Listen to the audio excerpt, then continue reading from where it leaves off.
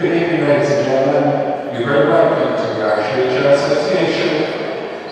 And for many of us here, this is a very special occasion. We're going to honour one of the stalwarts of our club, John McDonough, who passed away 2 weeks ago. John, from the very beginning, from the first time I met him in Guy's in Talbot Street to the time he came to the club from St. Declan's, gave so much to this club. Many people wouldn't realise that not alone did he play at Super League level, but he also coached at underage level. And amongst those that he coached at under 15 was Mark Brunel. And Mark, when he said it to me a few days ago, he coached like he played. John was an amazing person. We're going to make a few very quick presentations. We have some players who played in those teams in the 90s and some of the coaches. But firstly, I'd like Todd James, who was one of those coaches, to just say a very few words for us. Todd.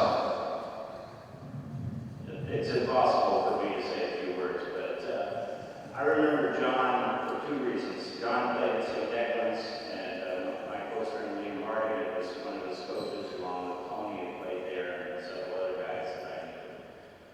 And I kind of came to the Killester Basketball Club late in the day. John was already here, and then Tony joined, and I want to say as a coach, and I kind of have that in my blood, that John was the kind of player that every coach would want. I call him a lunch pail kind of guy. He showed up, he gave you his best every time. He didn't complain. He just worked hard. And that's what coaches love to have. And John was that kind of player. I was, from coaching, I was influenced by a coach named John Wooden. And John Wooden said that the foundation of any organization or any team has to be built on hard work, on loyalty, on cooperation, and on enthusiasm.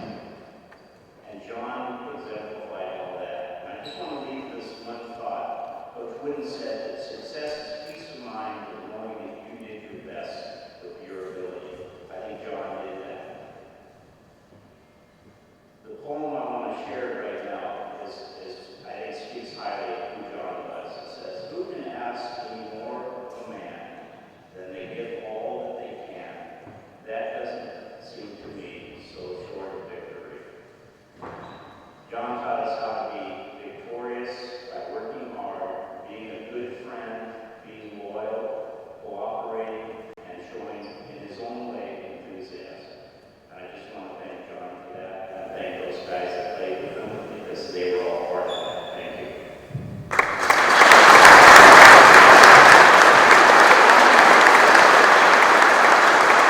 Thank you very much, John.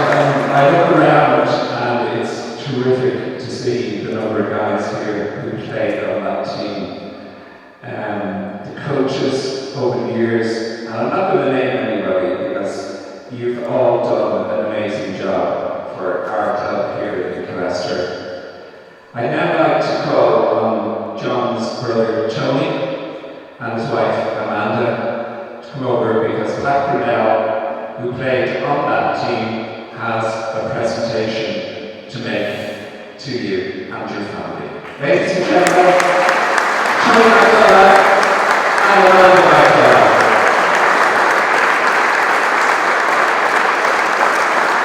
All of the players on the team and the coaching staff have signed one of the match balls. Ladies and gentlemen, let's show appreciation. And I know this was a very tough time for Tony and Amanda, but Tony has actually agreed to say a few words to us through our live stream.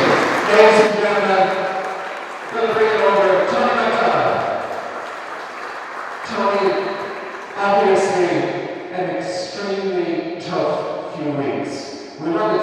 here in Killester. And I know how much Killester meant to you as a player and to your family. What can you say about John? Thanks, Nathan, for volunteering me for an interview with regards to putting me in the deep end. I suppose, again, one thing that pops out to me about John around with the guys here is that he loved every bit about basketball in respect of the social side of it, the away trips, the good friends that he made on the court with his very sharp elbows. He let people have it every so often when he had to, but always done in the spirit of the game. But as all the guys and Todd would have said there as well, never a guy that did more on the court than what John would have done, and lived his life that way as well. Had a great life, great family, great kids, and I know he was proud coming out here, as I see it, wearing the lollipop orange there of the Killester boys, but. Be proud wearing it, guys, because John loved wearing it, played hard for Killester and loved it, so be proud to wear it because he was very proud to wear it. And, a great guy. Simple as that. Ladies and gentlemen, a tribute to John McDonough, led by his brother Tony McDonough. Ladies and gentlemen, could we ask the UL team to just come out onto the court? We're going to have a very short moment's applause. Ladies and gentlemen, John McDonough passed away 2 weeks ago. We in the club will never, ever forget what he did. The President of Basketball Ireland, Jerry Kelly, is with us here today. And he has asked me to ask you to come together with a huge moment of applause because we will never forget John McDonough.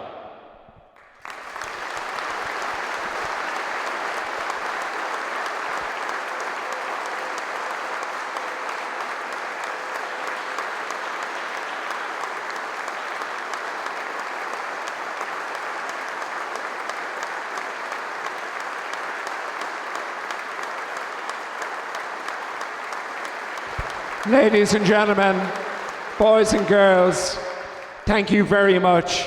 A special thank you to both sets of teams playing here and our match officials, our table officials, and our president, Jerry Kelly. We've got 10 minutes to go before the start of the game. Do hope you enjoy yourselves. And I want to say a special thanks to the players and coaches who played with and coached John over the years and for coming along tonight. Thank you very much.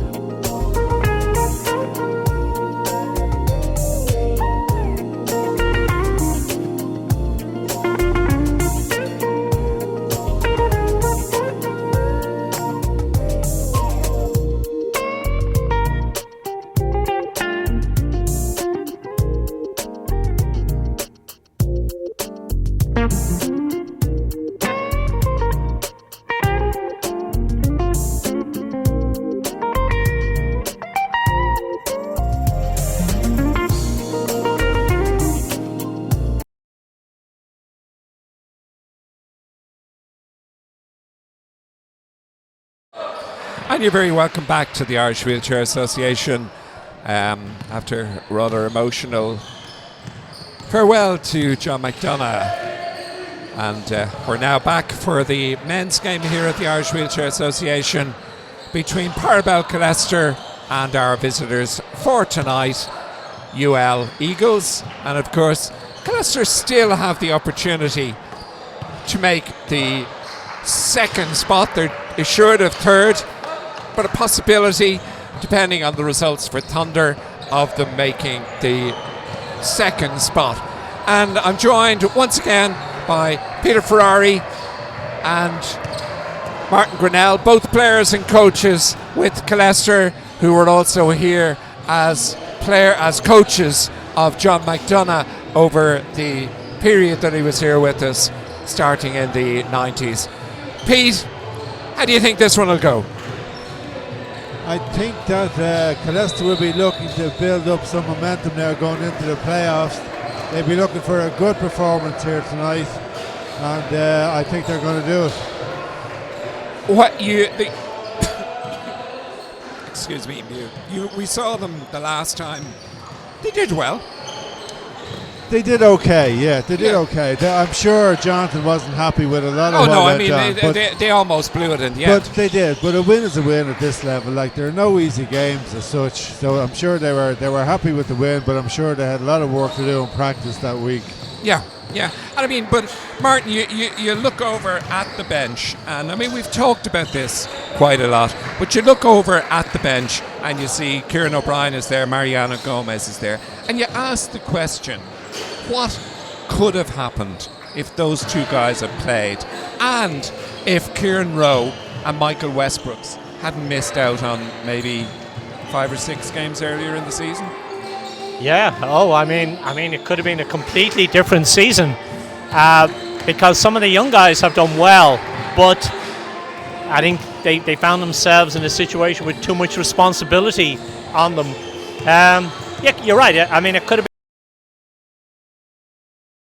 match up to teams like Demons, and I mean, that's the team at the moment that you judge yourself on. Yeah, it could have been a different year, but like last week's game against Thunder was very encouraging in that not to score in the first quarter, which was the first time. In case people don't know, they were 18-0 down 18-0 11 down minutes into the game. I mean, astonishing. But you mentioned Thunder there, and I'm just hearing now from our friends in Basketball Ireland that Thunder have been beaten. Oh no, have won. I read this wrong. UCD Marion. I haven't read it wrong. UCD Marion 96, Thunder 87.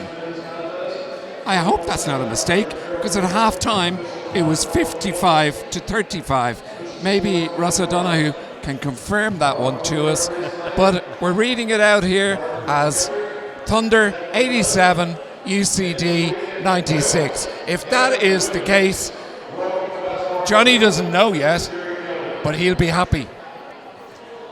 Yeah, well, I mean, I think what we wanted, he doesn't really mind too much if we finish second or third.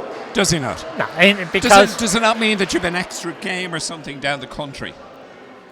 well, if you finish third, you have a home game against the 6th ranked team. Are you sure it's home? Oh, is it? I think it's away. That's a strange one. And I think Okay. it's possibly in Galway. Okay. Well, listen, then we'll really be better off finishing second. Yeah. They keep changing the rules and the format. I know. They keep changing all these things. And then Because our girls got a home draw in the playoffs because they won tonight. Yes. So the girls' one is obviously on a home and away basis. Yeah. Okay. Yeah. Anyway. Yeah. And of course, the girls avoided relegation. Yes, which is great. Again, a team that, I think the cup final for half the game showed what they could have done this year. Yeah. It was just a pity when a team they never really got going as a unit. At times they showed, but they showed what they could do, but just over 40 minutes every game, it was just a little bit lacking. Yeah. Okay, yeah. game on. Well, we're on now, Yeah. and a team that's flattered to deceive this season is UL Eagles, and Scott Kinnavan shoves it inside to Campbell. This guy has done well scoring wise for Orlando. for UL. Yeah, looks a nice player.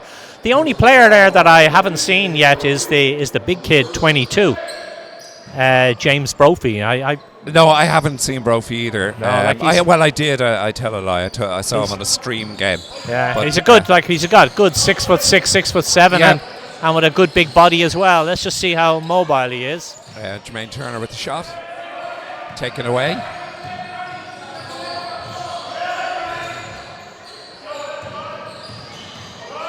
Orlando moves inside, gives it to Kinnavan, and Kinnavan gets the first score of the game.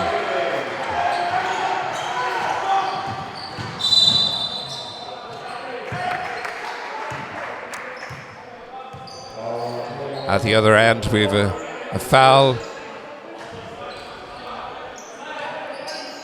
and possession to Killester, Paddy Sullivan.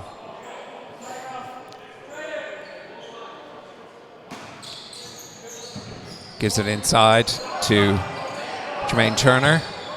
Turner to John Bean. Bean back to Turner. Turner under a lot of pressure, but works his way inside. Oh, that is a wonderful score from Turner. He was double teamed here right in front of us, got his way around and managed to score. Well done.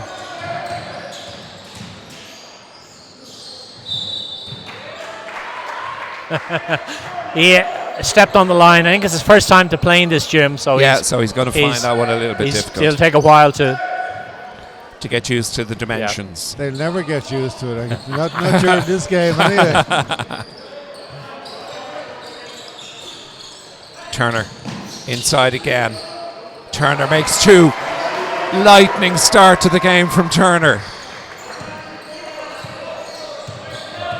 Premier League basketball here at the Irish Wheelchair Association. And a good score. That's great ball movement there. Yeah, Brophy gets it.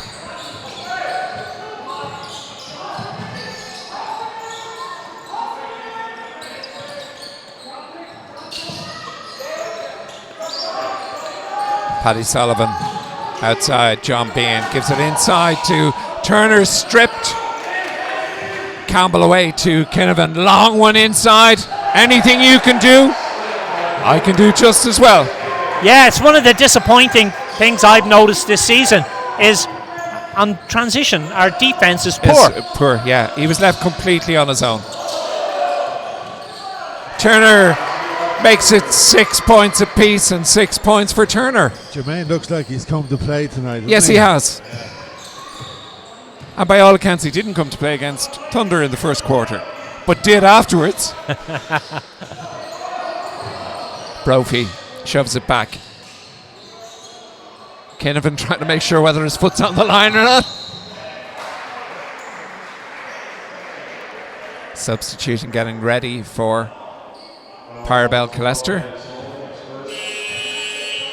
Al Casey getting ready. And Jermaine is taking a break.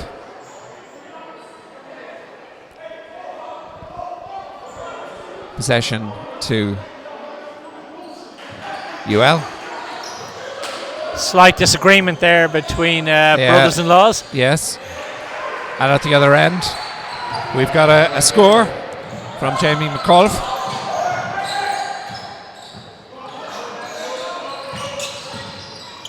Mike Westbrooks.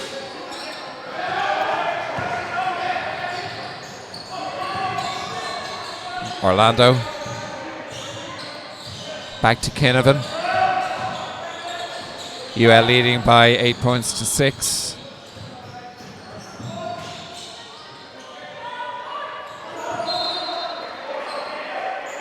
Possession is UL.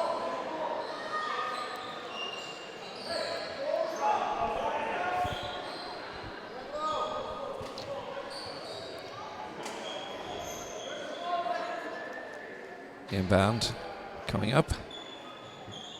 Premier League basketball here at the Irish Wheelchair Association.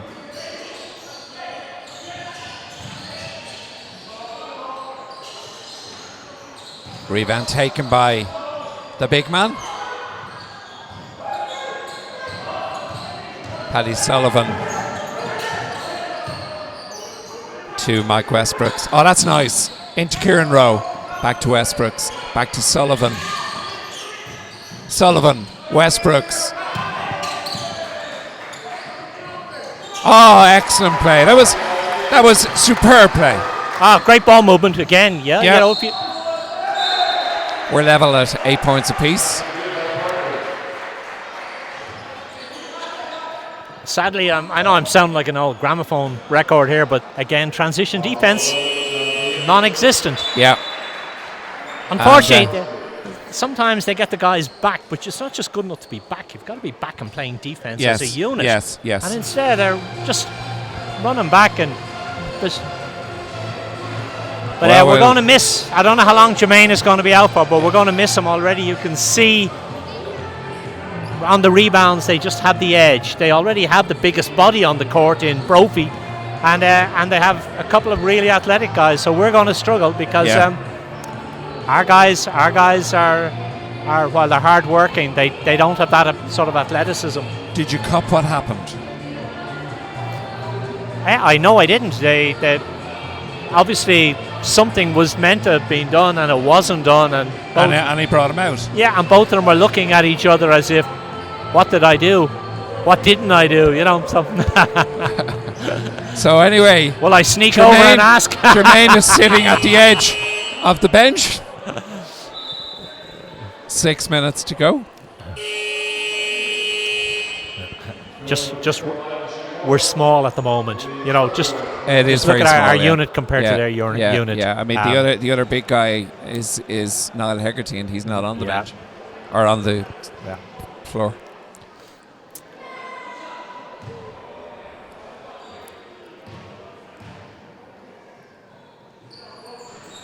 Parker. Oh, the follow in.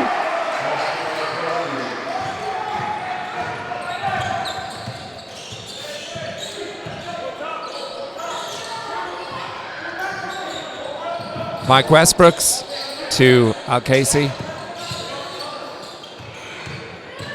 Casey shoves it outside to Kieran Rowe, who drives, and the foul is called.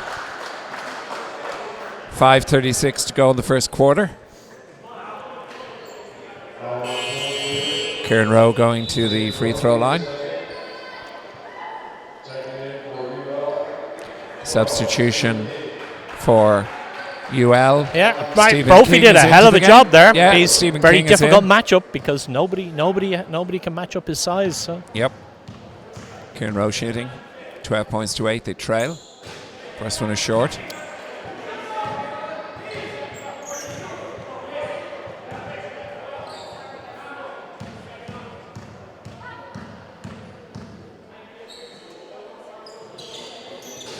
Second one is good, a 3-point game with 5:35 to go.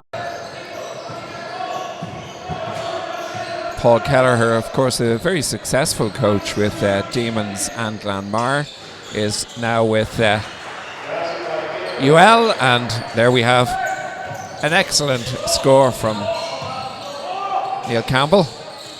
Of course, Neil Campbell, one of the players that's been called into this squad that's picked for the visit to China. Mike Westbrooks outside to Paddy Sullivan. Step out. Possession going to UL. I think Killester are really struggling to get a good shot off. Like UL seem to be scoring freely down the other end, but Killester having to really work even to get an open shot. To get anywhere near, yep. It's a 5-point game with 4:55 to go. Niall Hegarty getting ready to come in, and Jermaine is obviously forgiven for his misdemeanors. It was always just going to be a temporary thing, emotions run high in games. Al Casey, Kieran Rowe into Mike Westbrooks, shoves it right out to Paddy Sullivan. Oh, that's lovely. That's absolutely superb. Badly needed because we have absolutely no inside game without Jermaine on the court. Yeah. Basket doesn't count. Possession from the side. Substitutions for Killester, Niall Hegarty and Jermaine Turner in for John Bean and Mike Westbrooks. Yellow inbound.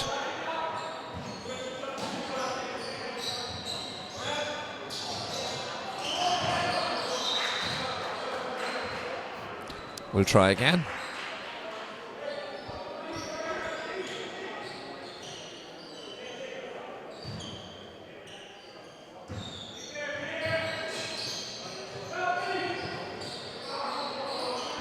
Oh, that's a fine shot.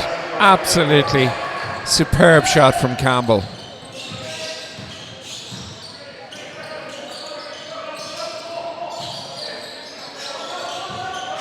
Turner swings inside. Turner makes the basket, draws the foul, goes to the free throw line to shoot, and Killester trailing by 4 with 4 minutes, ironically, to go. Bonus shot coming up for Turner. It's interesting now. UL have a relatively small unit on the floor now, so Jermaine back in there. It makes it a hell of a lot easier for them. They're quicker, but they're smaller. So, and Turner makes the bonus shot. That is a 9-point game total. When you think that he sat out for probably 3 minutes, he scored 9 of the 15. Campbell shoves it inside. King, back to Kinnavan, back to King. And it sneaks in.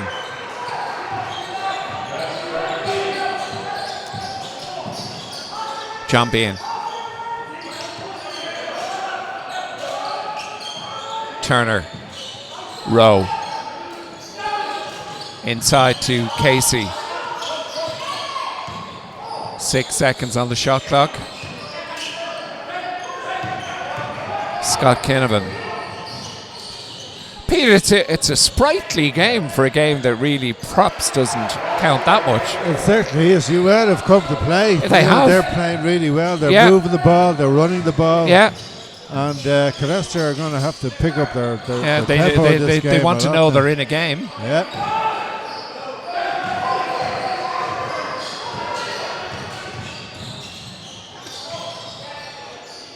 Oh my goodness me. Campbell again. That's a 10-point lead with 2:41 to go. You have to question the defense, though. The defense isn't doing its thing. That's a great pass there from Kieran Rowe. To Former under-20s. Yeah. Inside to Hegarty for the basket. King gives it to Campbell.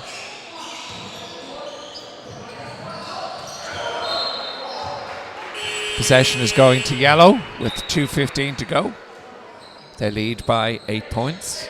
But there again, after last week, Killester down by 18 points with 11 minutes gone. Well, this is it. It's all about getting a bit of momentum. Yeah. We're getting, it swings and roundabouts. Yeah. It's only the first quarter, so we won't be writing them off yet. Yeah.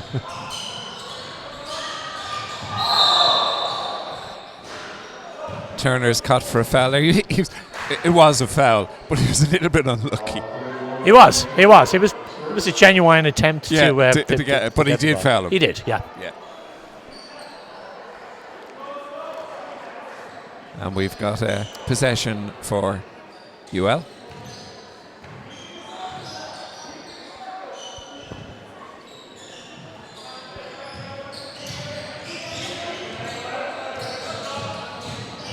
Scott Kinnavan back to Stephen King. He's out of bounds again. Out again. The fifth man defender there. But I always get amazed at these guys. They look at the line to say, did you move while I was there?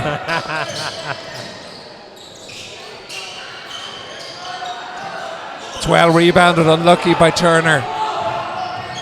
Kinnavan driving, still has the ball. Kinnavan back to Parker. Rebound taken by Hegarty away. 1:40 to go. Still an 8-point game.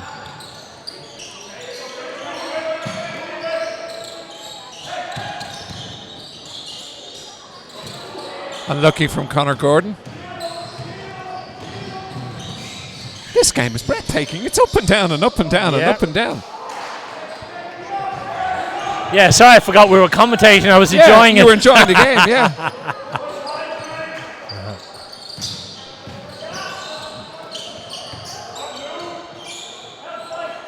Turner takes it in. Follow in from Casey. Brings it back to a 7-point game. 6-point game even.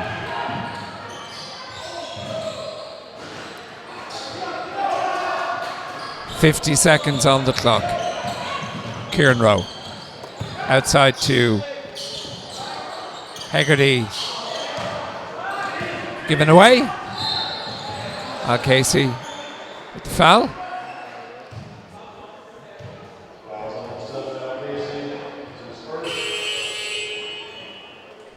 Has he given an unsportsmanlike foul there? No, they're just in fouls. No, they're in fouls.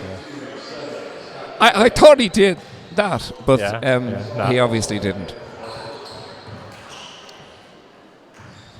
Scott Kinnavan has been around, as we say, more clubs than Arnold Palmer.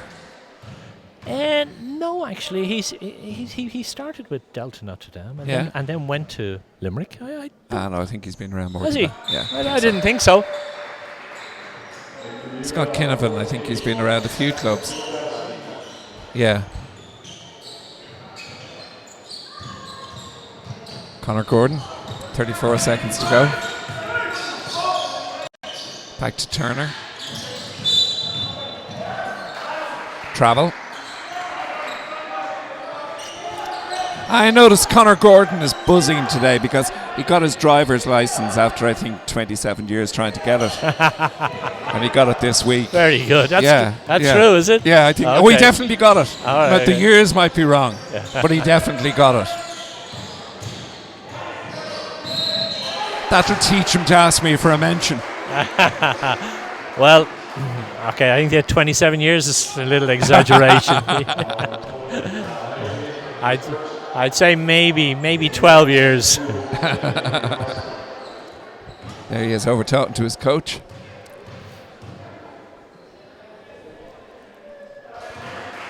First one is good. Andrew Dawson, of course, has been around on the fringes of the UL team over the last while. And he makes both. That makes it a 10-point game with 16 seconds to go in the first quarter.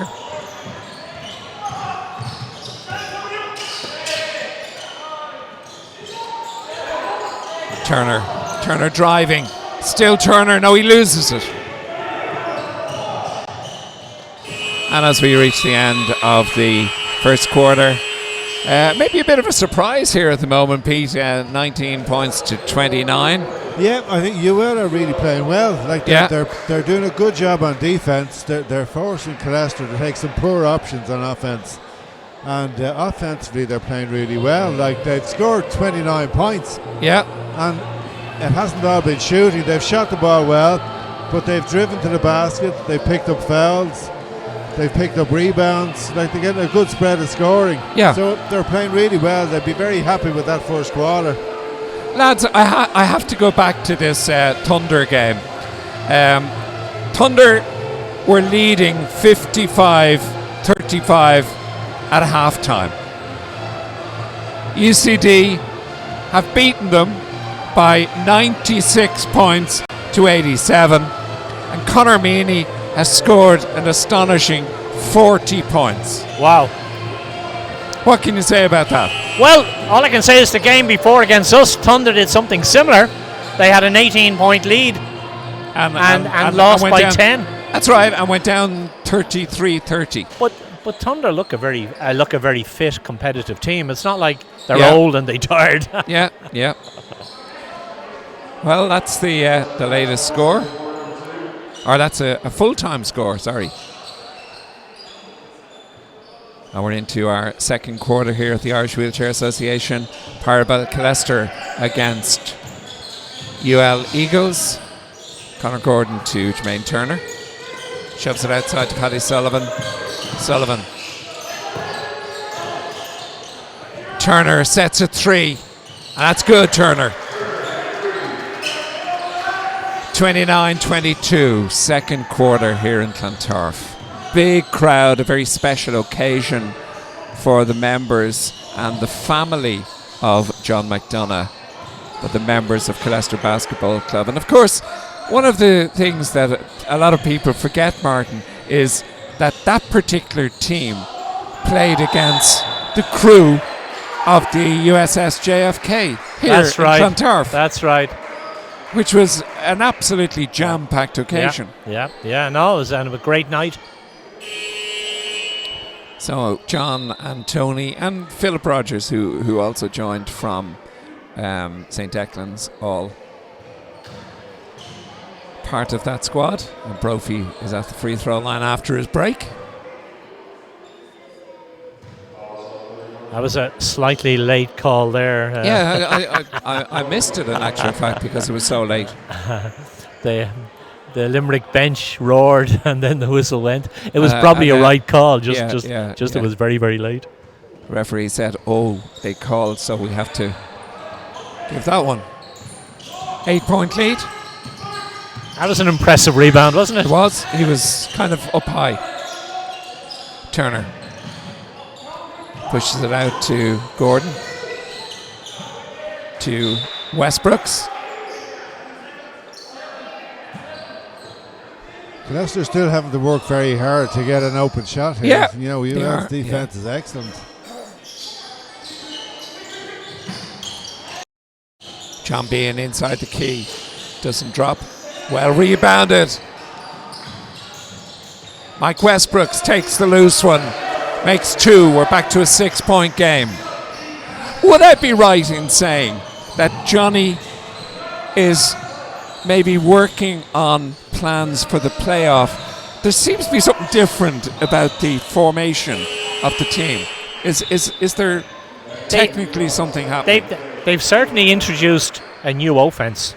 Yeah. And I think they needed it as well because... and would that be causing the problem?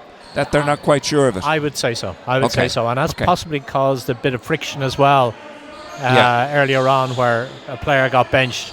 Yeah. Rebound taken by that player. Gives it away. Takes it again. Back to Conor Gordon. Jermaine Turner Pushes it outside. Paddy Sullivan gets it back to Bean for 3. That's good. Bean 3. Back to a 3-point game now with 8 minutes to go. Possession is going to Killester. Something has happened, Pete, and things have begun to move. And Paul Kelleher is saying, "I need a timeout, guys." Definitely a good timeout to take because they've just lost a little bit of momentum. They have, yeah. Like they left their American on the bench to give him a break, and they just struggled offensively. Just all of a sudden, from 12 points, we're back to a 3-point game. But their offense went from being free-flowing to a bit static. Yeah. So they need him back in the game. And it was a good timeout for Paul to take. Yeah, no, Limerick play that sort of up-tempo game, and they take that first shot. So you notice on the last patch they didn't have rebounders up, but they still took that first quick shot. Yeah. When that's going in, it's great. It's fine. They When it's not going in, it's a problem. And that's why you'll see they'll build a 10-point lead very quickly, and then they lose a 10-point just as quickly. Yeah. But it's nice to see because it's nice to see conflicting styles of play. Yeah. But I think it was a good time to get a timeout because they certainly the momentum had swung Killester's way. Certainly had, yeah. And we've 8 minutes to go in this second quarter.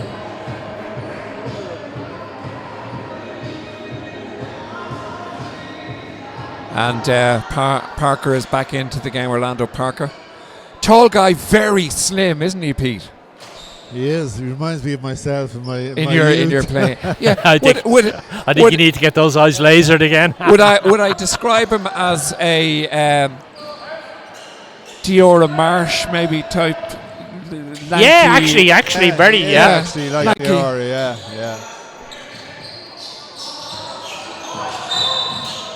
Travel on Jermaine. That's unfortunately Ireland's the only league in the world where calls those travels. Where those travels are called. called. I know. Yeah. Because we, if in doubt, call travel. That's it's like 3 seconds. It's not what people want to see. Yeah.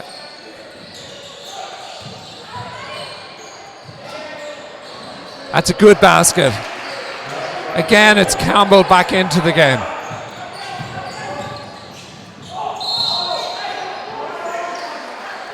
Now that was definitely a foul. Oh yeah, absolutely.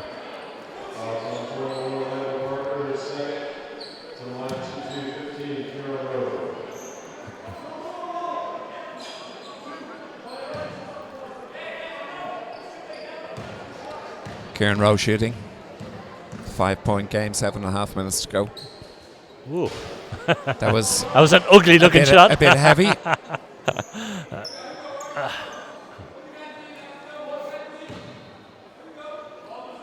Sets himself up again.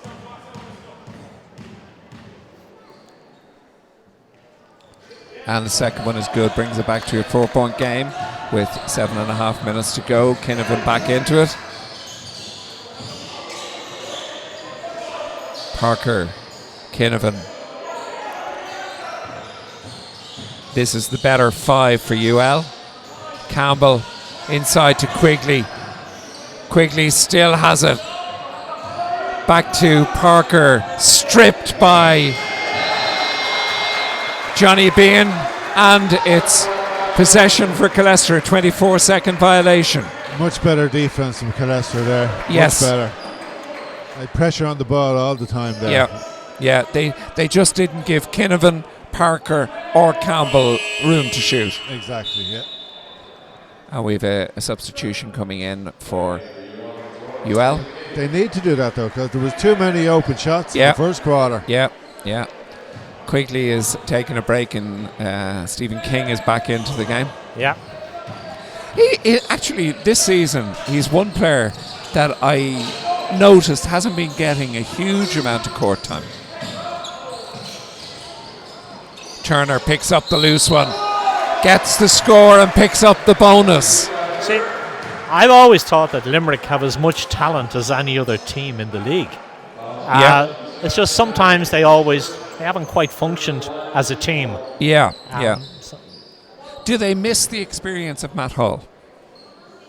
I mean, I think you will always miss that Somebody type of that of experience, yeah. that type of experience courtside of general.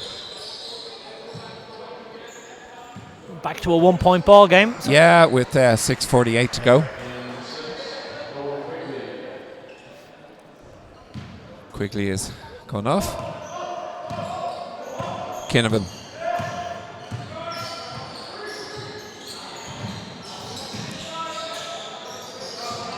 Campbell with the shot. Campbell knocked away. Back to Stephen King outside. Parker picks it up, gives it back to Campbell. Now that to me is a very debatable call, and the reason no, he's changed his call. He's changed his call. Because John Bean was not looking. The guy came in from behind him. Yeah. No, I think Martin McGettrick realised that after he blew it. Did he? That actually it was two people competing for a Yeah, ball. yeah. They were both entitled to compete for it. Yeah, and one was coming from behind. And it's fair dues for the guy to actually reverse the Admit call. that he made a mistake. I didn't even know Martin McGettrick was refereeing at this level. You notice the same official blowing all the travel calls, and It's, he's blowing them on both Americans. Yeah. And I mean, these Americans have played in many Fairly high up parts levels of Europe, in college. and I've never seen travel calls blown on Jermaine Turner when he was in Spain or anywhere else. No. So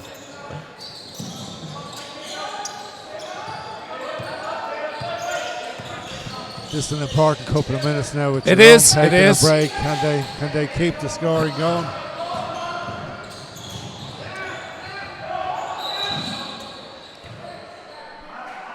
I was a little bit unlucky. 5:55 to go. So a long quarter.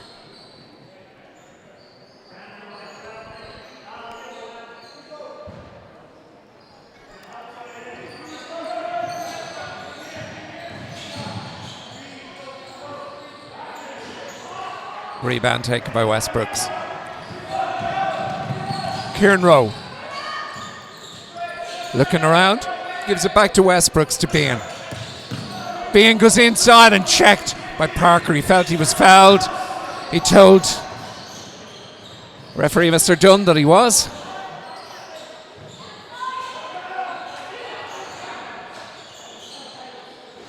That one's not dropping either. The shot percentage has dropped an awful lot for Limerick.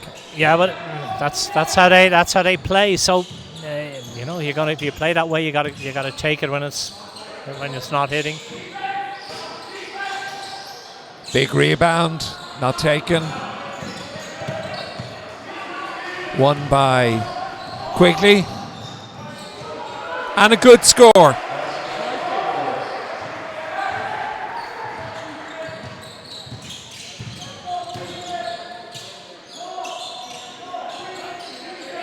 John Bean to Mike Westbrooks.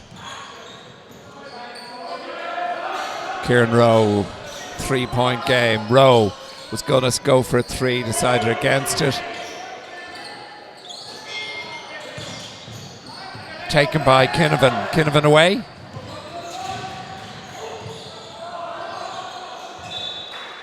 That was like, I don't know what that was like, but the ball was bobbing all over the place. I assume he didn't have control of the ball. That's Yeah. Oh, no, he didn't. Oh, no, I'm just saying the ball was going all over. And John Bean is taking a break. Yeah, John's worked hard there. Yeah, Played he some has. good defense. Turner had about a minute and a half just to have a breather, and he's back Yeah. into the game again now.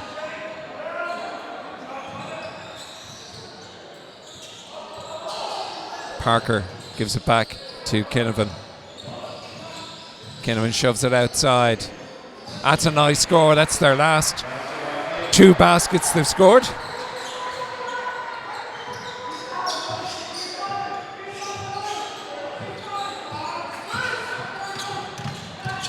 Hegarty gives it to Turner. Outside shot. That's not going to drop for Conor Gordon. Kinnavan.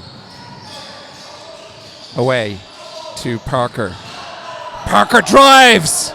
I think there might have been a foul on him there. I thought so with the body. Yeah, I thought. think so, yeah. Al Casey. That doesn't go in. That's a great rebound by Hegarty. It was. Yeah, Great rebound. Yeah, and to keep his feet in as well. Yeah. Substitution coming in for UL. Campbell is not happy with something that's going on. It is an old weakness of Limerick that they do tend to let the referees' calls upset them. You know, too many people talking to the officials there. Yeah. Our guys have gone to their timeout to talk about the next play And while they're they're still complaining there. about the last play, you know. But Coach Paul Kelleher seems to be doing a good job with them. Well, I mean, he's a young coach. Yeah. He's a very experienced coach, and he's a very successful coach. Oh, yeah. I mean, last year, the year before, was it? He won the last year. He won the women's league with Glanmire. That's right. Only 1 year ago, was it? Yeah. That's And right. he Of course. He only stayed the 1 year. Yeah, because Mark Scannell has gone back there, and that's he right. went to here. That's right.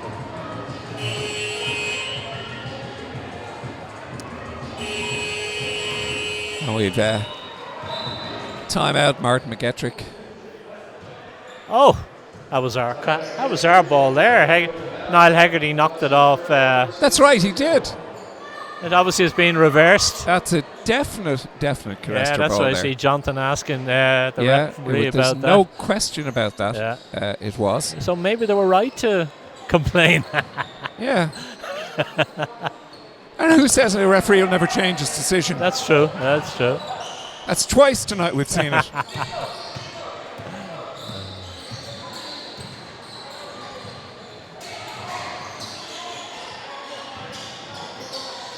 Parker back to Kinnavan. King. Oh, excellent. Ronan Howland, one of the players I wouldn't know too well. Oh, we're back to a 7-point game. Al Casey.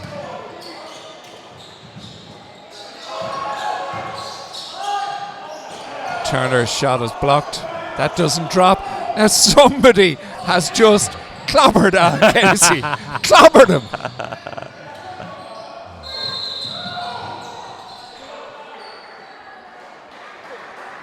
Now, can you explain that one to me? No. Peter, can you explain that one to me? But hold on. The ball was in front of him. He ran on and took it. I'm sorry. That one baffles me.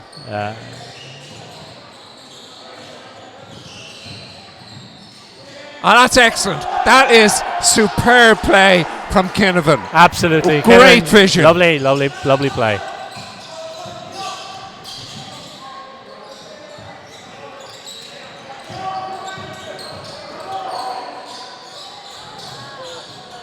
Turner. Ball's gone out off Turner's hand. Killester just struggling a bit on offense. They now. are, They yeah, can't yeah. get the ball to Jermaine in the right spot. Unfortunately, John Bean gives us that bit of balance on the perimeter that just was missing, there. So we end up with Al taking very, very tough shots with the shot clock running down, which we really don't want. Possession given away there by Stephen King. Dad John King, of course, heavily involved with all that's good in basketball in Limerick. Kieran Rowe, 2.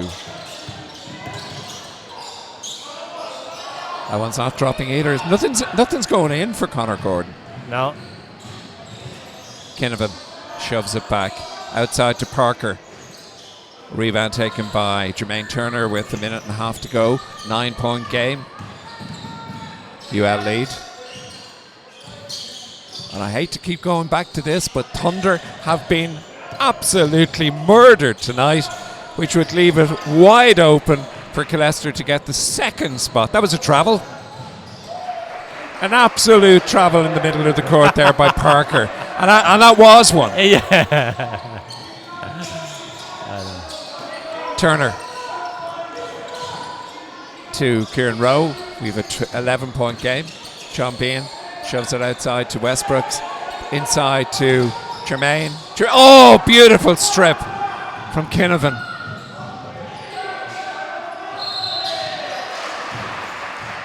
That was great defense there by Kieran Rowe against Kinnavan. Yeah, but, to come but back, the other yeah. players, I don't think they were All aware. sat around and admired it. They weren't aware that there's a rebound Yeah, to come yeah. if you force a miss, you know? Yeah. Conor Gordon's taking a break. Paddy Sullivan's back in. Paddy Sullivan has done very well, Pete, for a young lad. He had a very good game. He had a couple of good shots. Yeah. And he did a good, reasonable job on defense as Yeah, well. yeah. No, He's he can be happy with good his young night lad. work. Good Yeah, young lad. yeah. We're on a 10-0 run by I know we are. by Limerick. Yeah. Yeah. And We've got a. it's not like they've been shooting the lights out. It's just our offense, our options have become poor enough. Yeah. People are starting to force it. Jermaine looks like he's getting a bit frustrated, and he's trying to do too much on his own. Yeah, which yeah. I can understand. Yes, yeah. But at the yeah. same time, the ball's going to have to move a little bit more just Absolutely, to try and yeah, open yeah, up the yeah, defense. yeah. With 44 seconds to go, it's 42 to 31. I mean, that's a very low score for Killester in a National League, in a Super League game. 31 points. Yeah, I know. Well, I mean, we've gone the last, I'd say, 7-8 offenses Without scoring. Yeah, yeah. And without even missing what I would call a good shot. No, we didn't have a shot. Yeah. No, we didn't have a shot. No. But we've 44 seconds to go. And it's 42 to 41, or to 31 for the men from the Shannon side.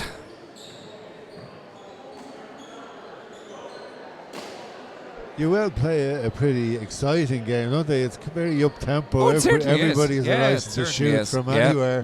Yeah. And they're pretty accurate, I have to say, as Yeah. well.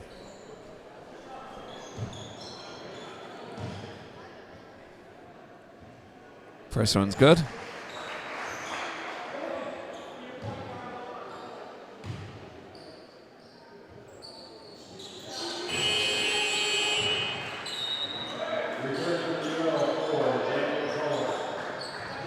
He makes both. 44 seconds to go. They got to get something before the halftime break. Paddy Sullivan sets foot on the line, so it's a 2. 28 seconds to go. Campbell back to Brophy. Oh, Brophy. No, that's Stephen. Oh, sorry, King. it was Stephen King. 13 seconds on the clock. Mike Westbrooks.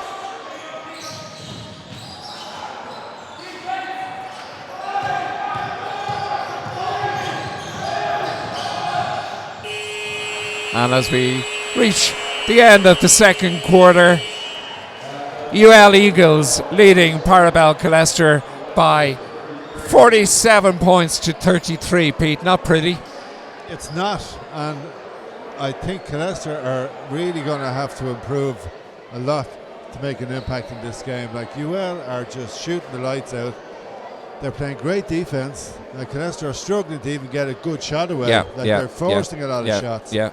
And it's not looking good, I have to say, at this stage. But I'm sure we'll have there'll be a bit of a momentum shift at some stage. There'll be a conflab in the dressing room, Martin. Would you say? Yeah, because for that particularly the last 5-6 minutes of the second quarter, we simply were not creating the right types of shots. No. So we're going to take a very quick commercial break. We'll be back to you very shortly. UL leading by 47 to 33.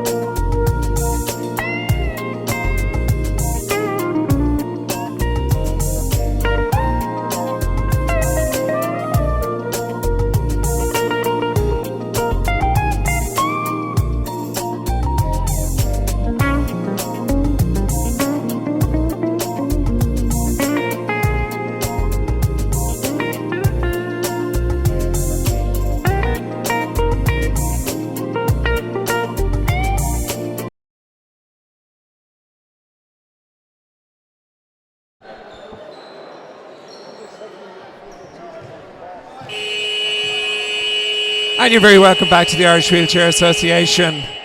Second half of the Premier League basketball here. And UL Eagles leading by 47 points to 33. And we're almost back in action. Scott Kinnavan. Inside to Campbell.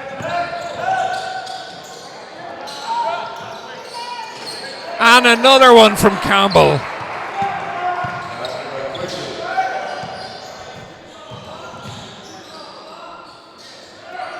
Jermaine Turner. Kieran Rowe inside to Mike Westbrooks. Shoves it outside to Paddy Sullivan. Paddy Sullivan takes them on, loses out to Parker. Oh, Campbell again. 2 threes straight out of the half. The break hasn't stifled UL shooting anyway. They're as good as ever. Mike Westbrooks. And possession is going to Killester.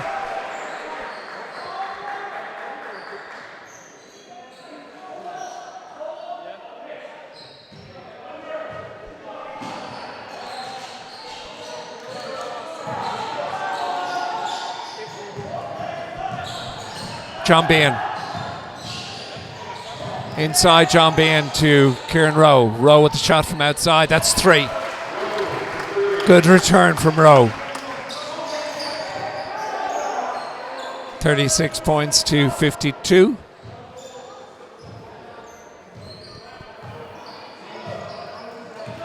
Kinnavan.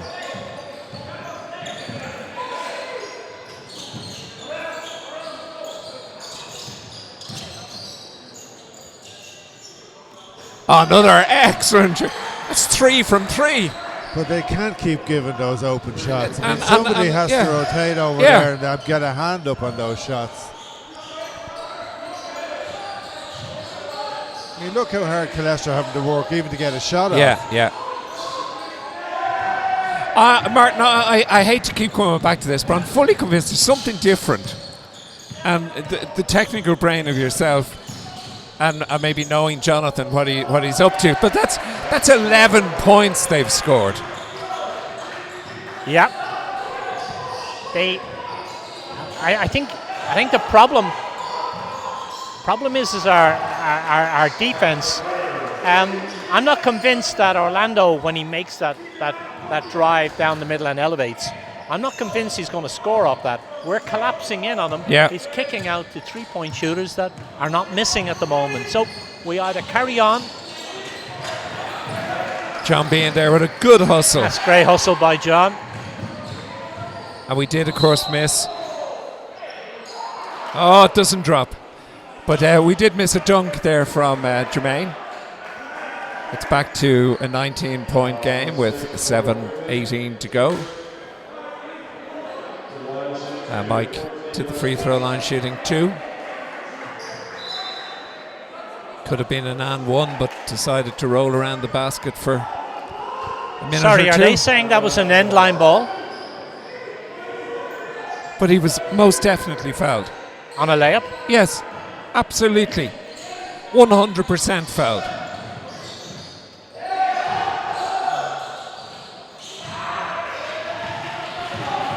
I cannot for the life of me understand how referees are standing under the basket and they can't see that. I know.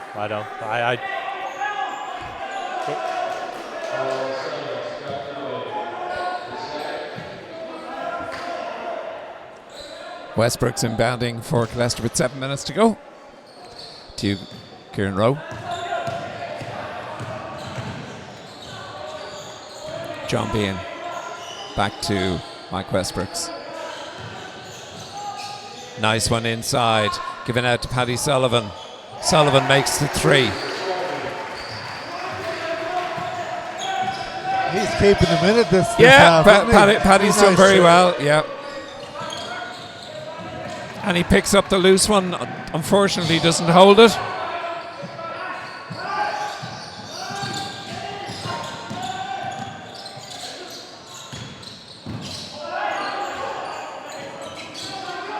Kinnavan steps out. 24 seconds. Fellas, I don't know what they're shouting about. It must hit the rim. It didn't hit the rim. Yes. And they're all shouting. Once one shouts, they all do the same thing.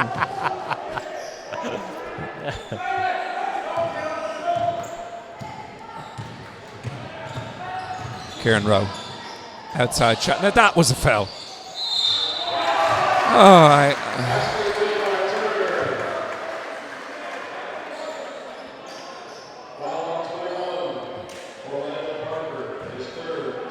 The foul came up before. You know, Rowe was fouled on the shot.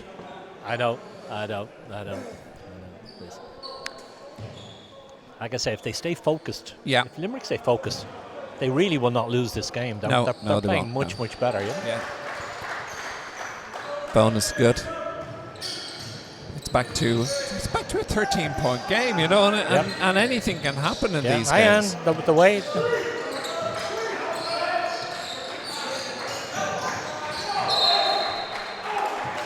Possession given away. If I was you, now, I'd be a bit concerned with Orlando Parker on 3 fouls. As the way he plays, he could easily pick up a fourth with one of his drives.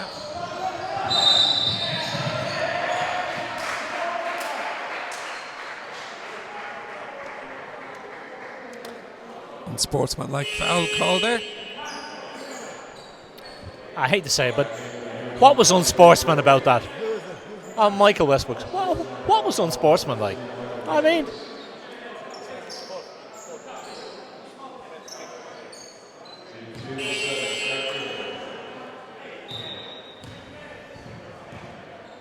well, there's a conflict between the two sets of players on the court.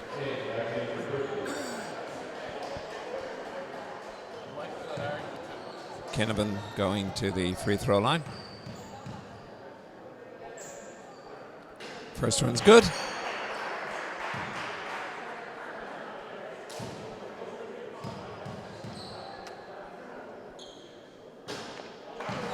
And the second in possession.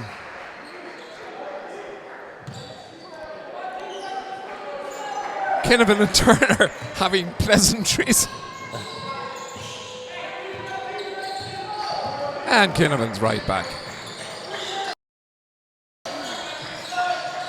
Campbell inside. Parker. That's nice. That is lovely play. Beautiful Superb basket. play. Really good passing. Sullivan.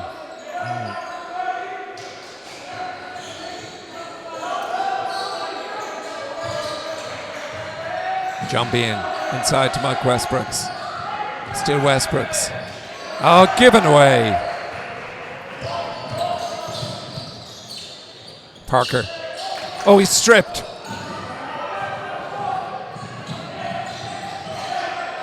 Inside to Kieran Rowe. Rowe drives.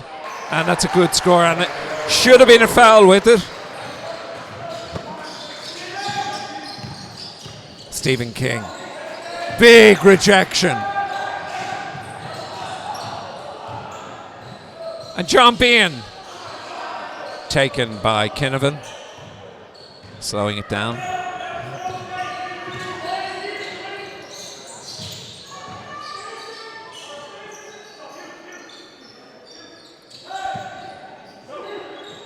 Brophy inside. Parker to Kinnavan. Rebound taken by Turner. He's fouled.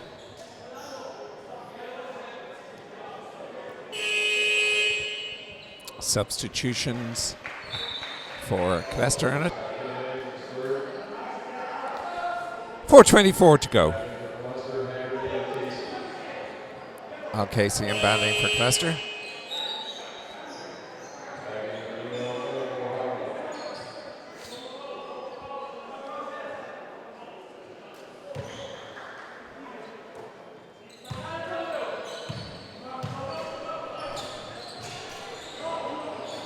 Al Casey outside to Paddy Sullivan. Sullivan doesn't drop this time. Kept in. Parker inside the key. Well won. Excellent work from Turner to Casey. To Kieran Rowe. Rowe shoves it outside. At 3 from Hegarty doesn't drop.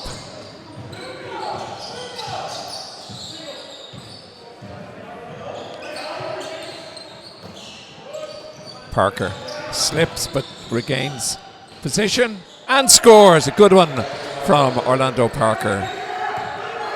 3:30 to go. 53-46.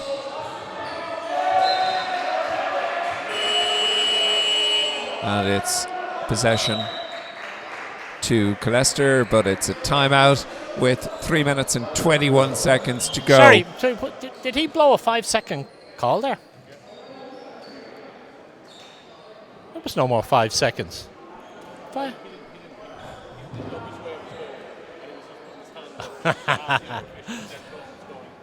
That's fine. That's fine. And which official was it?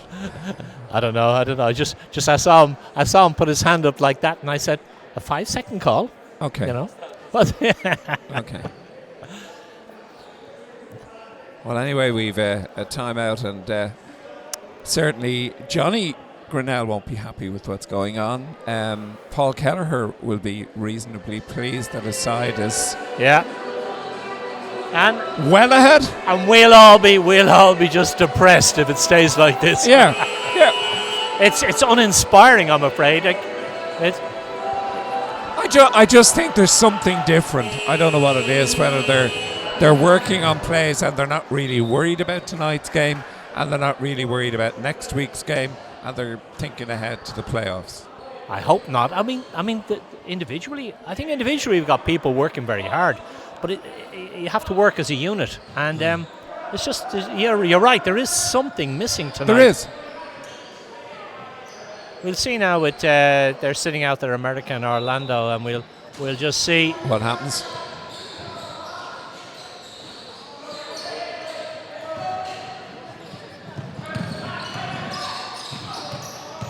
Kennevan. Still Kennevan. Back to Stephen King. Stephen King, the edge of the key. Well taken by Kieran Rowe.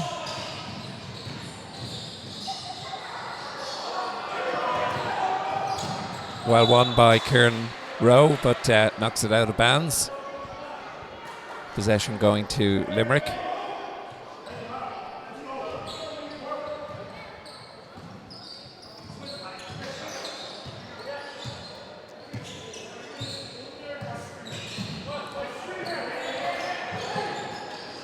Kennevan. Still Kennevan. Step out.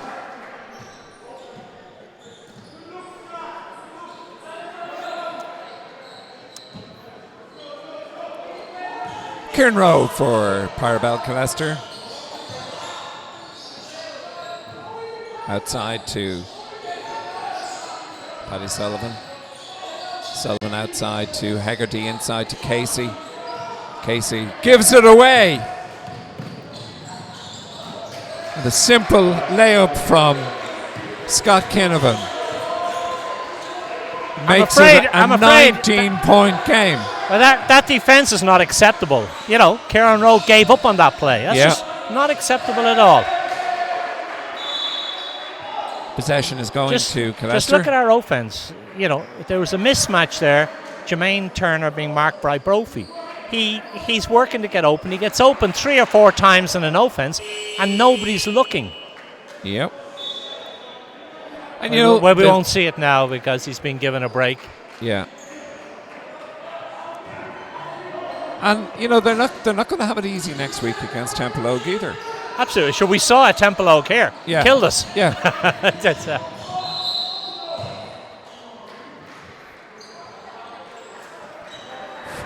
Foul is called, and it's possession to Killester with 2 minutes to go. Third quarter. In the third quarter, Jermaine Turner taking a break. Paddy Sullivan makes the first.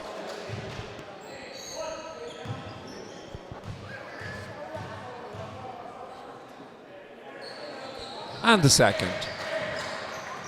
Makes it 65-48 here at the Irish Wheelchair Association.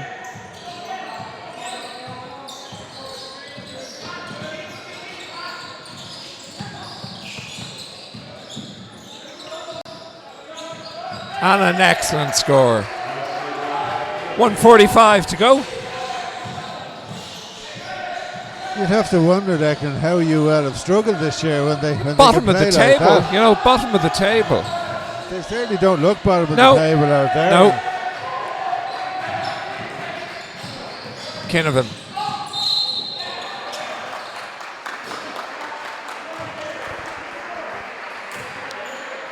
Fouls on.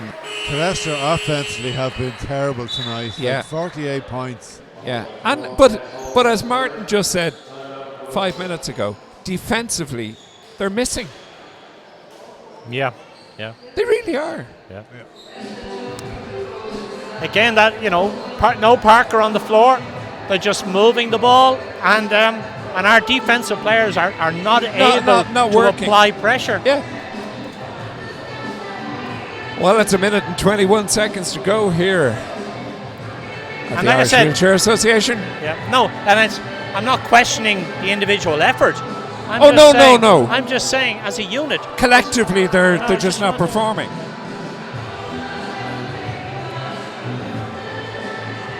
I mean, to be 19 points down against the bottom side in the league.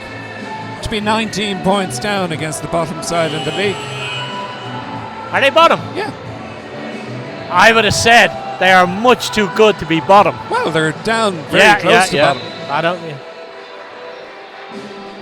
But you have to stop them playing their type of game, and that's what we're not. And we're not doing. Yeah. So yeah. we're. I mean, Martin, we remember Limerick sides going back years when I think you were probably coaching at the time, and they play the same way. They play with that tigerishness. They play with that, frenzy. Yeah. And yeah. I mean, I remember one game here in Clontarf where there was Fisticuffs. fisticuffs. Yeah. The Battle of Clontarf. It certainly was the Battle of Clontarf. Yeah. Yeah. And nothing like that here today, but they're playing with a fire and a fervour that they should be proud of. And there's the travel again. I've never seen a travel blown in a backcourt like that. That's the first time I think I've seen that in 20 years. Same official? Probably. It just, just.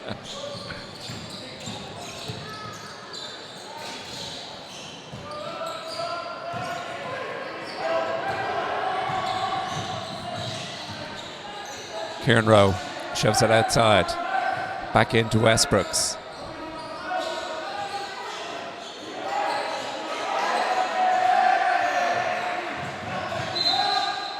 Turn.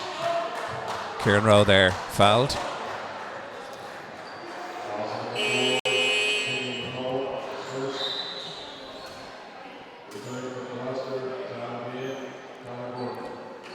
And a few changes. Kieran Rowe going to the free throw line. I'm hearing training went very well this week. Quite seriously. Maybe, but who are you training against or with? Yeah. That's Yeah. it. Limerick have forced us to they To look pressed us. awful. They pressed us. Yeah. They've pressured us. I mean, at this end of the floor, most of the Limerick guys look quite comfortable with the ball. They do. Our defense is not putting pressure on them. At the other end, we're struggling. John Bean with the steal. Sure, it might have been a foul, but the follow-in came from Westbrooks. It's hard to 33 understand how that seconds to go. couldn't have been a foul there, Yeah. But Yeah.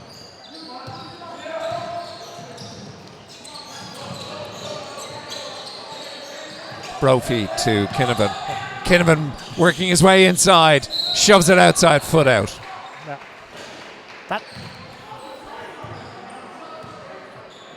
That move there is a travel. Now, I don't want it called in the game, but that's actually a change of pivot foot. Yeah. He fakes with the right and takes his first step with the left. same official not blowing it, and yet And he's standing on the end line. And you have these popping up in strange times of the game. Like I said, I'd rather them not be blown, but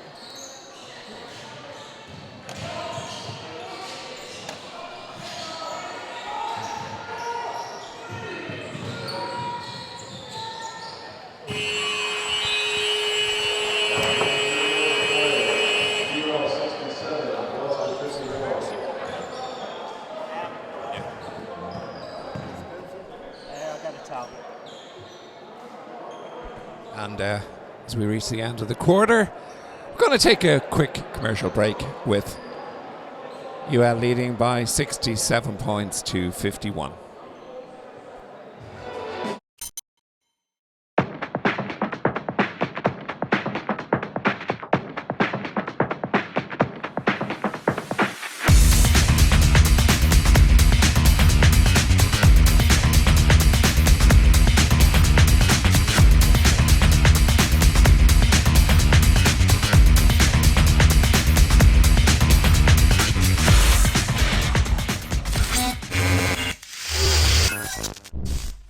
You're very welcome back to the Irish Wheelchair Association.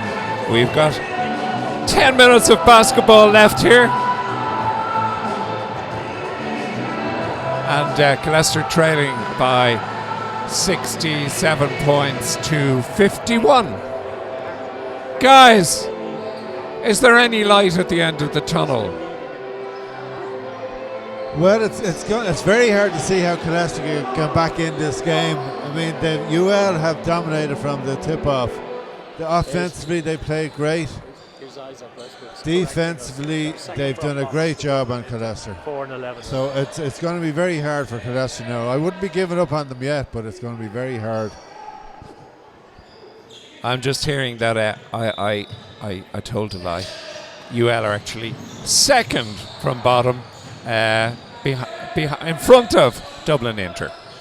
So thanks to who thanks to Isaac Westbrooks for that information. Isaac Westbrooks, as always, a fount of information. Yeah. Maybe he could tell us what happened in tonight's second half. Yeah, could we ask Isaac to just text us to let us know what happened to Thunder tonight? We're all absolutely gunning to find out. King outside to Parker, rebounded by the other Westbrooks, Mike Westbrooks.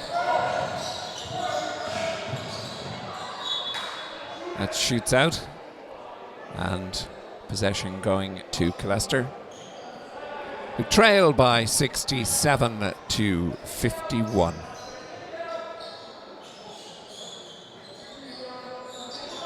Turner.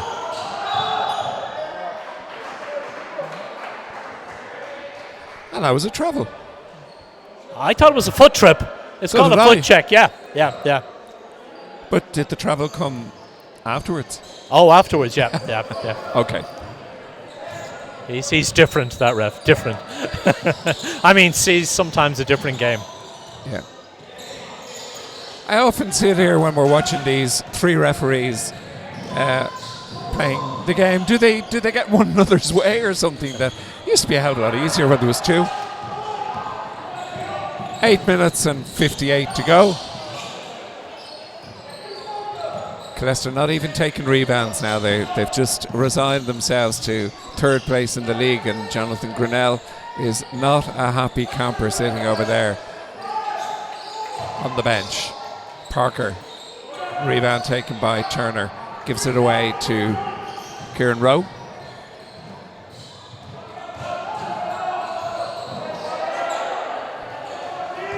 There was no room there for Conor Gordon to do that. We just don't look relaxed and composed. No. We're forcing options all over the floor, and particularly our shot selection. Yeah. Like, there's too many shots that are being shot fading away when we need to be strong. John Bean. Still Bean loses out, gets it back. Gives it back to Kieran Rowe. Rowe moves inside the key. Back to Westbrooks for three. Rebound taken by Turner. And he draws the foul. No, That was a very very late call. harsh. but very late. It was, yeah. It either happens on the shot or it doesn't happen. It doesn't happen. That's the second call we've had. And I would say that Parker is upset about that. That's Orlando's fourth foul. Fourth foul? Yeah. A horrible foul to pick up a fourth foul. Wasn't it? Yeah. Yeah. Sorry, here's a report from Isaac on the Dublin Inter game. I'll read it all out to you now as soon as Jermaine Turner finishes with his free throws. And he gets the second. Well, the report from Isaac Westbrook is that complacency along with the lack of execution down the stretch combined with a good second half from Marion and 40 points from his old mate Conor Meaney. So that's what happened in the match. Wow. Some turnaround. Let's hope for a similar turnaround here. Yep.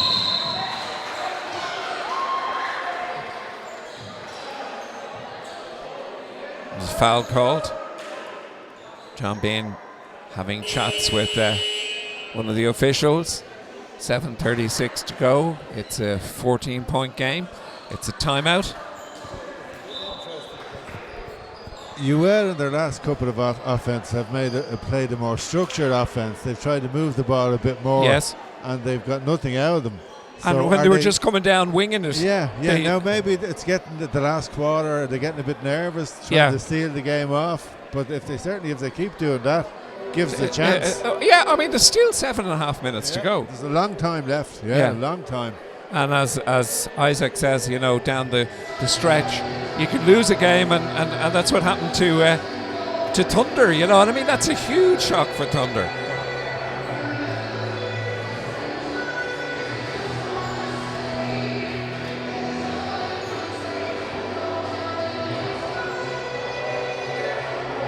Seven minutes and 35 seconds to go. 67-53.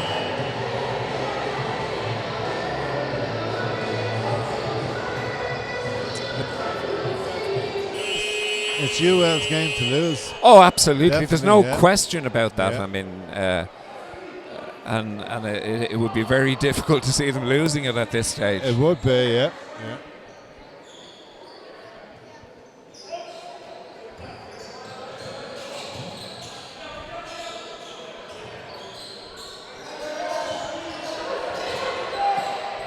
Given away. Certainly won't score that way. Kinnavan to Parker. Still Parker. Good touch from Turner. King. Rebound taken by Turner. Oh, he slips. Gives it away.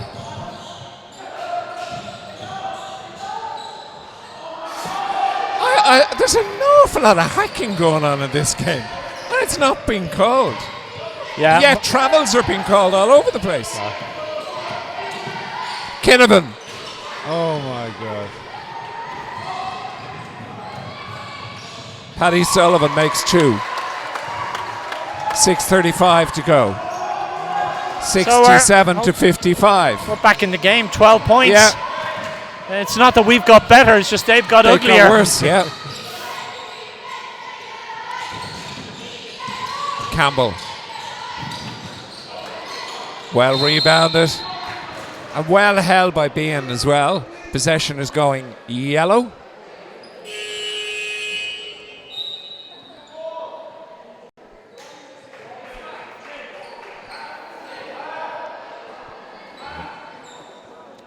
Scott Kinnavan inbounding.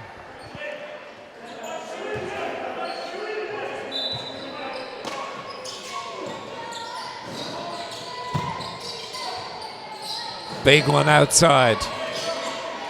Kinnavan. 6 minutes and 14 to go. Parker.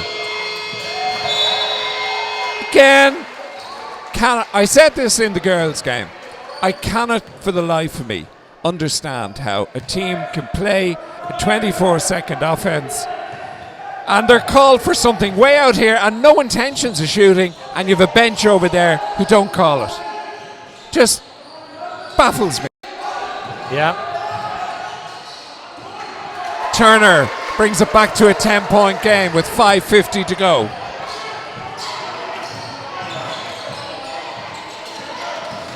Campbell shoves it back. That's a travel.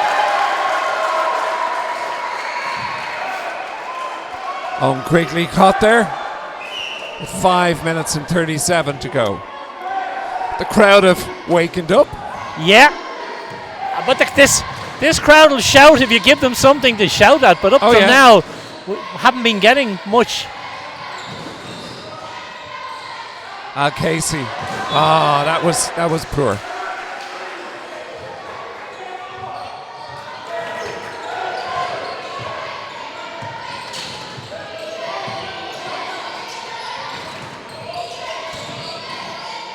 Parker. That was airball of the highest order. Well, their last two offenses have been air balls. That's a great pass from That's Jermaine. a great pass from Jermaine to Sullivan. 8 points, 5 minutes. Now, Pete, I'll come back to you. When Killester were 19 points down, you said the game was over. I didn't say it was over. I said you it's did, going to be Pete. very hard for him to get back in.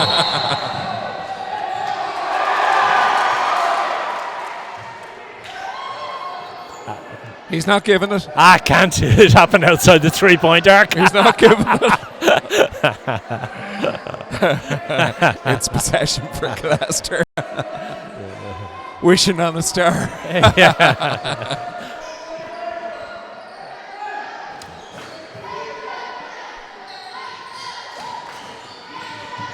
Kieran Rowe.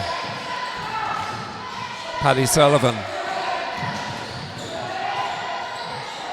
Sullivan sets it up from outside. Another one. You know, it's gas. The place is buzzing now. Great atmosphere here now. Absolutely. But UL are shooting themselves in the foot. They've dried up completely. Parker loses it out to Turner. Paddy Sullivan. Sullivan drives. Sullivan makes it 2. It's back to a 4-point game.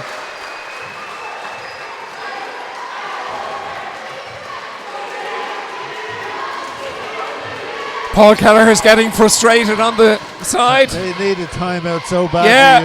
They really do. I can't understand why they didn't call one there. Yeah. 4 minutes to go. I think they've only got one left, so that's probably.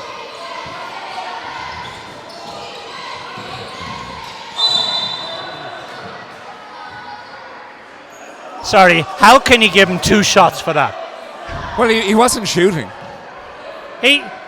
If nothing else, it was going to be a travel.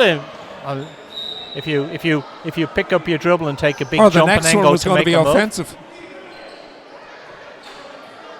That really is. That's an extraordinary call.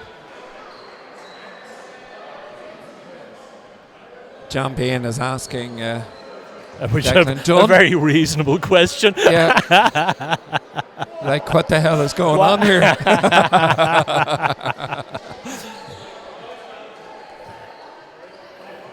and Johnny is asking, Martin, what's going on here? But at the other end of the floor, we had, if you remember, a Mike Westbrook's move, and it was given from the side. I mean, and that was an absolute definite foul. Yeah. Oh, well, we've 3 minutes and 47 seconds to go. Blood and thunder here at the Irish Wheelchair Association. Owen Quigley to the free throw line, shooting 2. 67 to 63. The first one is good. That makes it 68 to 63.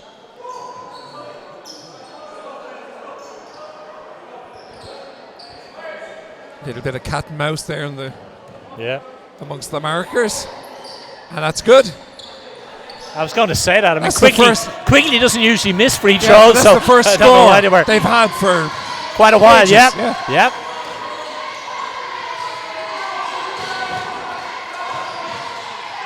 Turner, still Turner. Back to Sullivan. Baseline shot, Sullivan. Doesn't drop. Well rebounded. Away to Kinnavan. Kinnavan to Brophy to Kinnavan.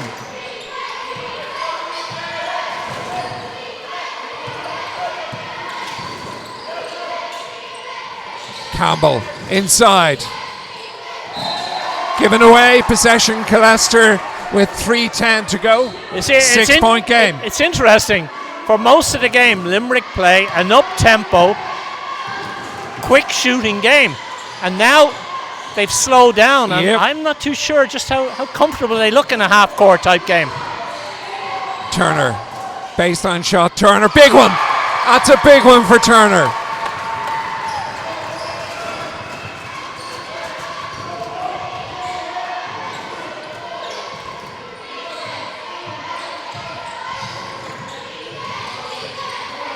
Kinnavan inside to Campbell to Quigley.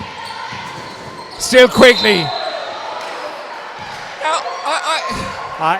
The ref, he's standing at our angle. Yeah. There's no way he saw that. Was not. It was not his call. No. There's absolutely no way. That's the last 2 offences. Yeah. Quigley goes to the line, who's a superb free throw shooter. Absolutely. And both times, it's. And he's made 3 from 4. Orlando Parker needs to step it up a bit. The last few offenses, he's done nothing. Has he not scored, but he's given the ball away. He's been out of it, Kieran Rowe outside to John Bean, sets a 3. That one doesn't go in for John.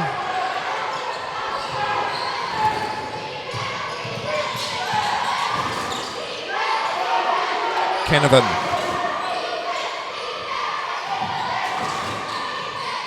Back to Kinnavan, moves inside the key. 5 seconds on the clock.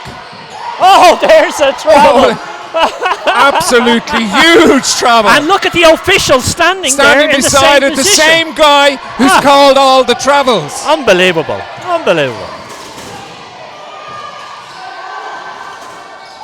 Oh, he climbs up over Jermaine Turner to get the basket. Oh, Jermaine, that was careless. These one-handed passes, I'm afraid, are just... Concentration there from Jermaine Turner. Yeah. Brings it to a 7-point lead. Now, that's offensive. Oh, that's ridiculous. Now, that was... I'm sorry. Was that not offensive? Absolutely ridiculous. The defensive player is standing there, Yeah. the guy out of control, and jumps into him. Charging him. I think he knows himself that he did it, and he's lying down there in arrest for obvious reasons. The last 3 offenses, I've never seen such poor officiating. Yeah. Just and you're talking about 3 points for Quigley and probably Kinnavan scoring 2. Yeah. Maybe their angles were different, but it's their job to get to the right positions to make calls, Well, our stream is always there for them to look at, and if they want to have a look at it and see, because they do watch it, and in fairness to it, they're a good association. They've got good people there. Yeah. But they learn something by looking at something like this, and not by criticising commentators who make comments on the game. That doesn't work. No, agreed. 1 minute and 36 seconds to go. 65 points Killester, 72 UL here at the Irish Wheelchair Association Premier League Basketball. And don't forget, Killester in action next week, and that's in Inchicore, isn't it? Against Temple Oak. Inchicore. Yeah. Next Saturday.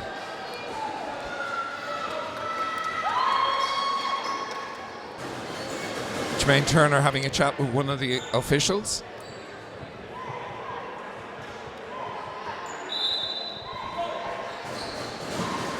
No, he's not giving the foul. Or he's not giving the free throws. Which is... That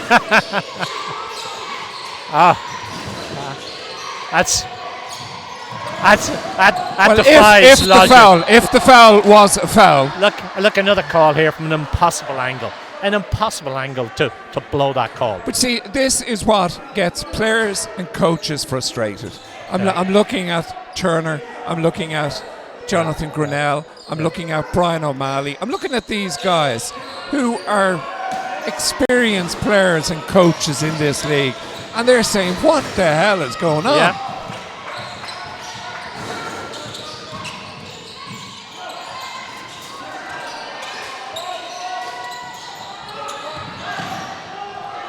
Paddy Sullivan away to John Bean for 3. That doesn't go in. That was a tired shot. A minute to go.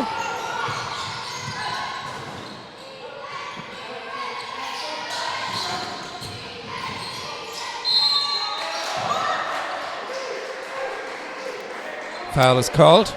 That was a good call. That was a good call there. Yeah. Parker It's goes just for I free remember throw an old coach of ours called Eamon McCarthy, and he always used to say, it doesn't really matter what calls the officials make in the first, 37, 38 minutes of a game. It's in the It's last on 2 the minutes. stretch where you've no time to make up. and that's where it's crucial. And unfortunately, this is the only time these guys, but then again, it's probably pressure as well. It's the only time they really looked to under pressure.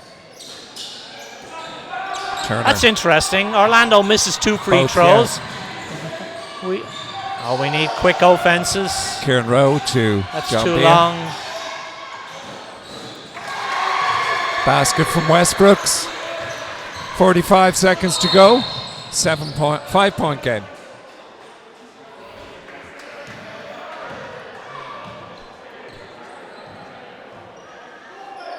Possession for UL.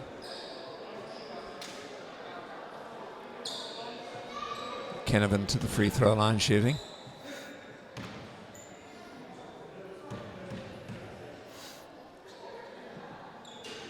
First one's good. That's a good pressure shot, that. Oh, it certainly Good is, pressure yeah. shot. But Kinnavan's been around a long time. He's well used to these shots. Second one is good. 42 seconds to go. Kieran Rowe gives it to Bean. Back to Rowe. No, Bean continues to take it himself. I'm not sure about that either. Let's be totally fair about this. I'm too far away. That's all I'd say. Okay. It's just sometimes there seems to be contact, no call. Possession going to UL with 34 I think that might be the seconds. game. Yeah, I think so, yeah. That puts Kinnavan back to the free throw line. 31 seconds to go. He's not going to miss them. It's going to be a 9-point game with 31 seconds. Climbs in.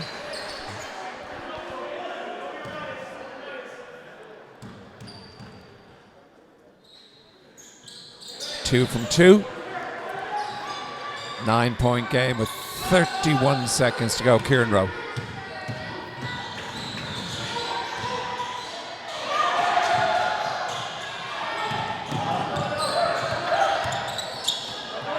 Kieran Rowe.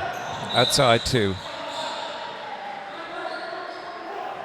John Bean is knocked out. Possession for killester. I just think 3-point effort. It's never going anywhere near for Kieran Rowe. 12 seconds to go.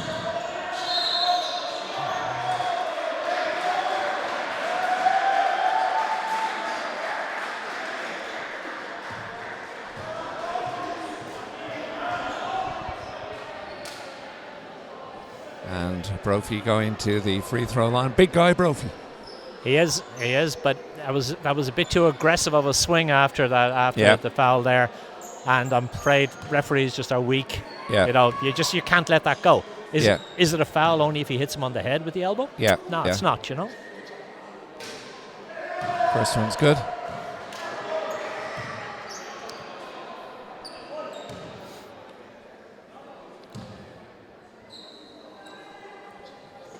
And the second one is not. 9 seconds to go. And Kieran Rose fouled. Puts him to the free throw line with 4 seconds on the clock.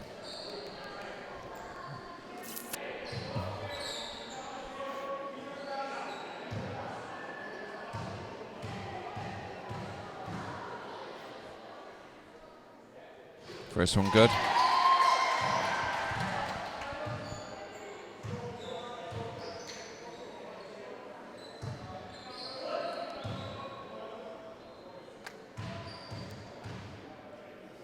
Two from two. Yeah, good shooting by Kieran. Yeah, 4 seconds on the clock, an 8-point game. Guys, there's no point in fouling with 2 seconds left. Yeah. They're trying to get a bonus point. I accept your point there, but if that's the case, we should have been shooting a 3-pointer rather than looking for layups. You know, like. Yeah. Nah, it's a pity, but 3 really poor decisions. Yeah. Consecutive decisions at a crucial part of the game. On Campbell in each one of them. Yeah, you know.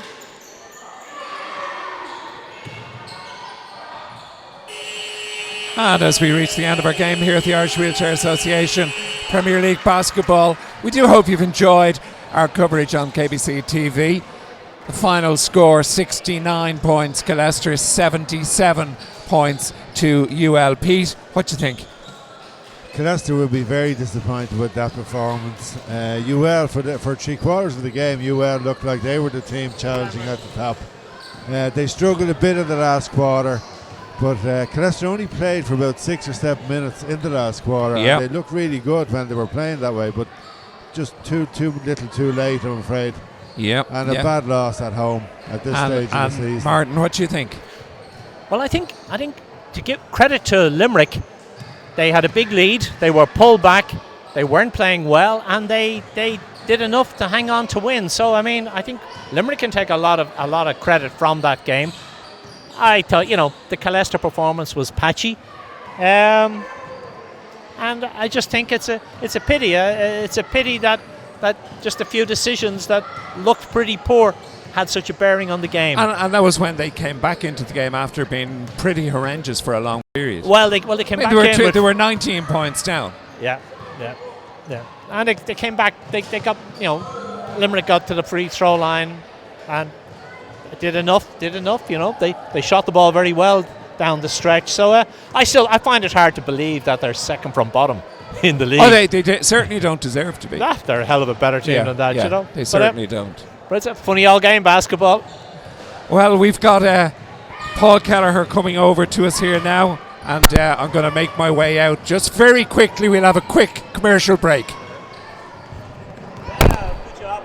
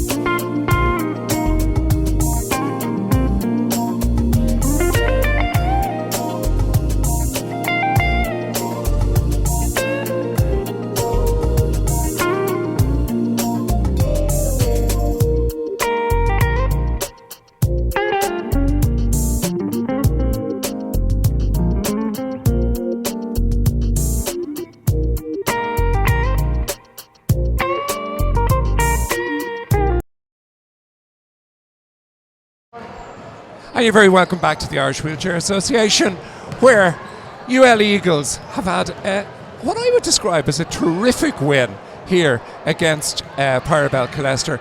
Paul, I'm joined by Paul Kelleher. We said in the commentary there that your team does not deserve to be down at the bottom. At one stage, I thought you were bottom, but I'd forgotten that you'd actually passed out Dublin Inter. I was very impressed by a lot of your plays. We've been playing that way all year. Obviously coming in where we're trying to play a certain tempo, and we probably hadn't identified an identity in how we wanted to play at the start of the year, and it was bits and pieces as we were building as the year's gone on. And over the last number of weeks, we've been playing that quite well. We played up on 4 or 5 last week against Swords. It was a tie game, and we just only scored 1 point in the last 4 or 5. Same with Neptune on the Saturday, just 1 or 2 mistakes down the stretch. But you see how young we are, and you see, when our younger guys came off the floor, where our errors happen. But tonight, those errors didn't happen. And for the first 6 minutes of the fourth quarter, we had those same same tendencies that we've had all year, and we slowed the tempo down, and we got back to where we were at the start of the year. Whereas the tempo that we played the first 3 quarters, that's what we've been trying to build all year. That's the identity we want to have as a basketball team. And once we get it, and the consistency, and our fitness is up a little bit, and we now have our injuries out back as well, which didn't help us at the start of the year. But it's been a learning curve all year, but it's been a really good year for us, and I think we showed tonight what we've been trying to learn for the last number of weeks. And yeah, we could be further up the table. I mean, we've had, I think we're the second top in the bonus points. It shows you how close we've been to winning games all year, but it's just something that we've learned all week, and we spend a lot of time in game situations that's all week in practice in figuring this out, because we knew this was going to be a close game. You got it right there, because at one stage you were 19 points. Peter Ferrari said in the commentary that your team slowed down, that you went back to a performance that you hadn't been doing in the first 3 quarters of the game. And all of a sudden, from a 19-point lead, we were back to a 4-point lead. Now, okay, you stuck in, you got a few little maybe rubs of the green and calls coming down here, but you deserved the win. There's absolutely no question about that. Well, I mean, at the start of the fourth, I think we had 4 really good looks, and they rimmed in and out. And I think what happens when that happens, when you haven't won in a long time, you start to become tentative and you're trying to play the game out. So Orlando missed a short corner shot, Quiggs missed one in the middle of the key, Campbell missed a floater as well. So, when that happens and you haven't won in a long time, you become tentative. But we never stop in the defensive end. The one phrase that we've had all year, the one thing we can always control when our offense isn't clicking is the defensive end. But we never stop in the defensive end. But the problem is when we were getting our defensive end right, the ball was going out of bounds, so we didn't have those loose balls that we could run off of. So again, it was just 1 or 2 things that just didn't fall for us right at that particular time, but we made it count. That timeout, I was humming home whether I would or I wouldn't with that timeout to use the last one, and Scott turned and said use, and I said let's give it 1 more possession. He got the steal down there, and we got the foul on that. I was just waiting for 1 more possession. It was sometimes those decisions that make or break. And I actually said that. I said I couldn't believe with 4 minutes out to go. And then I wasn't sure whether you'd only got the 1 timeout, and that was obviously it. But it was amazing that you didn't need that turnout, because you've got experienced guys out there. I know you have a lot of young players, but you've got experienced guys like Quigley, you've got Campbell, you've got Stephen King, you've got Scott Kinnavan, you've got Parker, you've got guys that are well able, and you've got big bodies like Brophy who's able to come in and put his weight about. And that turned the game for you. Well, I thought Brophy's 3rd quarter defensive performance on Jerome Westbrooks was absolutely incredible, and that was probably the winning of the game for us, if I'm being perfectly honest. We could talk about our offense, but that's what we've been doing, that sort of stuff all year, but we haven't been doing the defensive stuff all year. And that defensive performance from Brophy in terms of taking one-handed rebounds with guys hanging off and getting those outlet passes, that was the difference in the game. We weren't getting those all year, and that little bit of toughness helped us get over the line. Campbell played sick tonight. Like he only practiced once this week, and I thought his shooting performance in the first quarter was outrageous. So we've and that's the thing that we haven't had all year. We haven't had that collective performance all year. We've had 1 or 2 good performances, but that tonight was a really collective performance. Paul Kelleher, I have to say, I mean, even the crowd got into that game in the final quarter. There was a great atmosphere in the place, and it was in no small way due to your players. So well done. Thank you very much, Declan. Appreciate it. Thank you. Ladies and gentlemen, I hope you enjoyed what we brought to you, our final KBC TV game of the season. We look forward to being back with you again. But don't forget, The KBC team will be at the colleges finals on Wednesday week at the National Basketball Arena. We'll be there, all guns blazing. Hope you enjoyed yourself tonight. Slán Liv Galer.